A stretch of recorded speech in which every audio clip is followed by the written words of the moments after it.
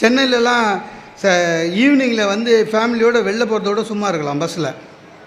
அவ்வளோ க்ரௌடு. நானும் என் ஒய்ஃபும் ரிசப்ஷனுக்கு பஸ்ஸில் போகலான்னு முடிவு பண்ணி ஏறினோம்.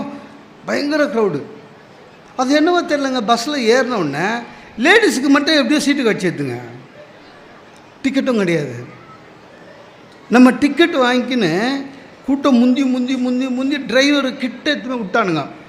அந்த என்ஜின் சூடு, காலெல்லாம் சூடு. திரும்பி பார்த்தா ஒய்ஃப் எங்கே இருக்குதுன்னே தெரியல. நம்ம ஹைட்டுக்கு எவனையும் தெரியல பின்னாடி. எனக்கு என்ன பயம்னா 4வது ஸ்டாப்பிங்கில் இறங்கணும்.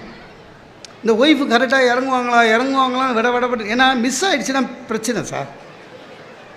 வேண்டாத தெய்வம் இல்லை.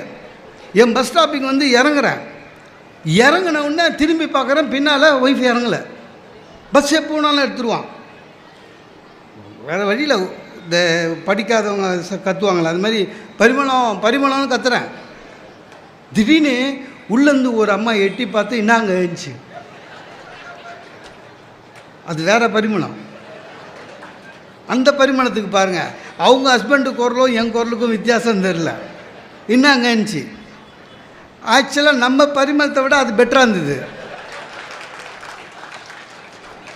அதுக்காக இறங்க சொல்ல முடியாதுல்ல. கட்சியாக நம்ம பரிமளம் இறங்கிடுச்சு. கோபம் காட்ட முடியாது. இந்த ஸ்டாப்பிங் வந்தோடனே இறங்க வேணேன். கூச்சமே நான் சொன்னேன், தூங்கிட்டேங்க ஏன்றா. எதுக்கு 4 ஸ்டாப்பிங்க்கு தூங்கிட்டேங்கன்னு நான் சொன்னேன். எப்படி ஓடுற பஸ்ஸில் ஈவினிங்கில் இவ்வளோ ரஷ்ஷில் 4 ஸ்டாப்பிங்கில் எப்படி தூக்கம் வருது? நான் வேணால் இல்லாதவா அதனால் தூக்கம் வருது உங்களை மாதிரியானா எல்லா ரோட்லேயே. சார் அதை பற்றி கவலைப்படாது சார், அட்ஜஸ்ட்மெண்ட் தான். இப்போ